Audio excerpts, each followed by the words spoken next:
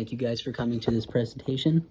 My name is David Hidden, and today I'm going to be showing you guys the effects of protein timing, of strength, recovery, and lean mass and resistance train adults, and what a proposal for that would look like.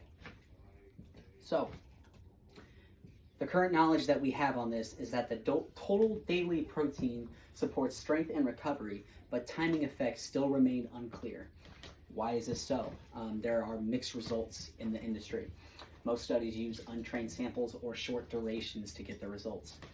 So the goal is to actually determine if peri-workout protein enhances recovery compared to delayed intake. And we have a hypothesis for this, which will be that protein consumed before and after training improves short-term recovery and reduces muscle damage, even if the total intake is the same. This is meaning there is a difference between having it before and after versus not measuring it at all and just getting your protein throughout the day. So there's a bunch of background and significance that is important to this. The main importance is that recovery is essential for strength, injury prevention, and long-term progress. But there is one big issue with this, is that research on protein timing is inconsistent, meaning results vary by sample and design rather than the actual ethic and the whole goal of what we're researching for. The gap shows that few studies test train athletes under controlled diets in realistic training conditions. There's very few that actually model the same. We're trying to find a broader version of this.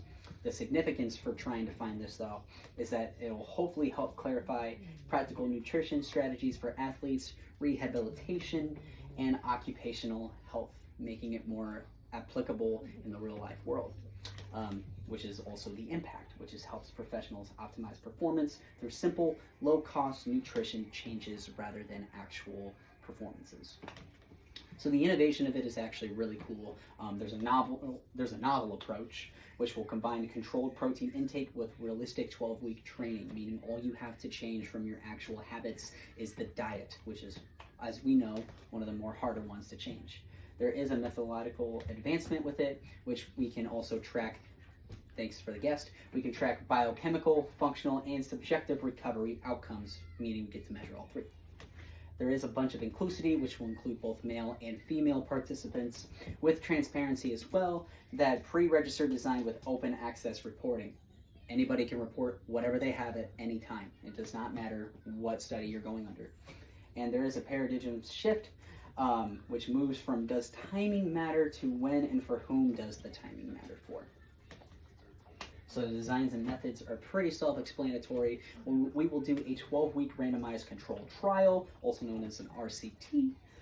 The participants will consist of 40 trained adults, men and women aged 18 to 35, with at least 2 or more years of strength conditioning training under their belts.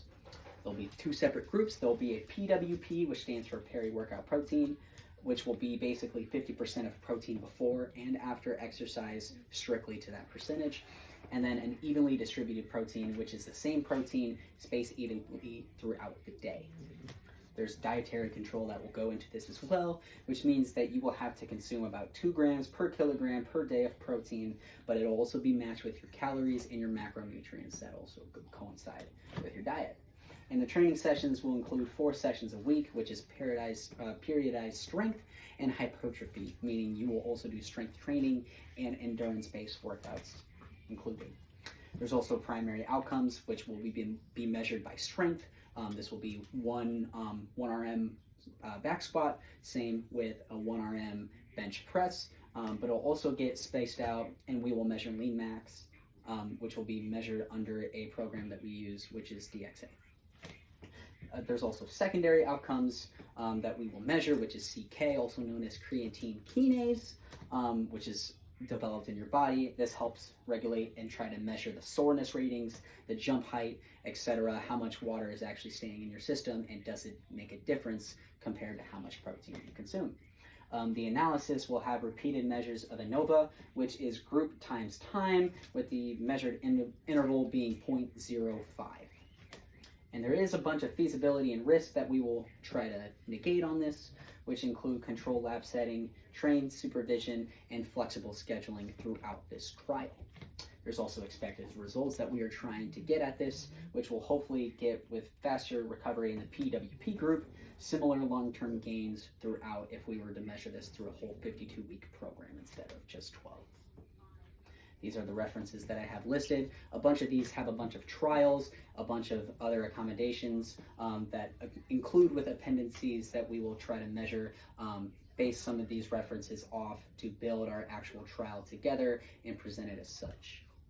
Thank you guys so much, and if you have any questions, now's the time. Thank you so much. Well, I was just wondering, what's the best way to test this proposal out at our home?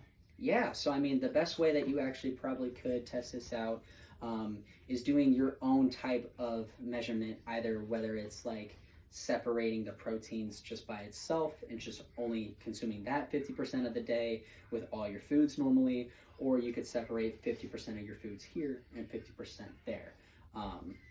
This measurement is only going to measure with protein intake, but there's almost protein in everything that you have, minus a heavy base carb diet. So my best advice would be just focus on the protein itself, and then the better that you get at measuring that, try to add all your macronutrients and see what it actually can provide from there. Thank you. Any other questions? Is there a difference from 3 months versus 6 month training? At this time, we don't. However, a lot of studies are trying to measure between 52-week training programs. However, it's very hard for people to commit to a whole year of a trial, which is why the usual longest trials that we are able to find is 12 weeks. Again, it's very difficult to try to find people who will consist to a whole diet for 52 weeks. And with it being an open access, open report type of trial, the results might get a little bit skewed. So we honestly, with all the references, all the appendices, all the other trials that we've been able to find, 12 weeks has been the most consistent to where you can find the most data that you can actually apply and trust on. What are the effects of different protein sources like chicken or steak and their timing on muscle recovery and lean mass development in resistance trained individuals? Yeah, so like it all matters about how much you're working out, obviously, but it also matters what type of protein source you have. Not all protein is the same. Yes, they are all weighed by gram of kilogram in your body. So 20 grams of protein in chicken and beef might look different, or they might look the same on paper. However, when you play it down with micronutrients, your body metabolizes it different, so you get different type of resources from different meats. So just because you consume 200 grams of protein every day does not mean that you will actually be 200 grams of healthy protein. There are fatty proteins that might be there, which are more fat soluble, might delay some of the metabolization of the protein that you have, which is why more studies want to go towards lean proteins, kind of like white meat chicken, and some fish. You don't really see it as much with the red meats such as steak, only because of that reason that yes, there's a lot of protein, but there's more micronutrients that get in the way of the macros. So my best thing was keep it simple, keep it plain, and if you can tell what is on it, more power to you. Okay, thank you. Thank you guys for coming to this presentation, and thank you for having me. You're welcome.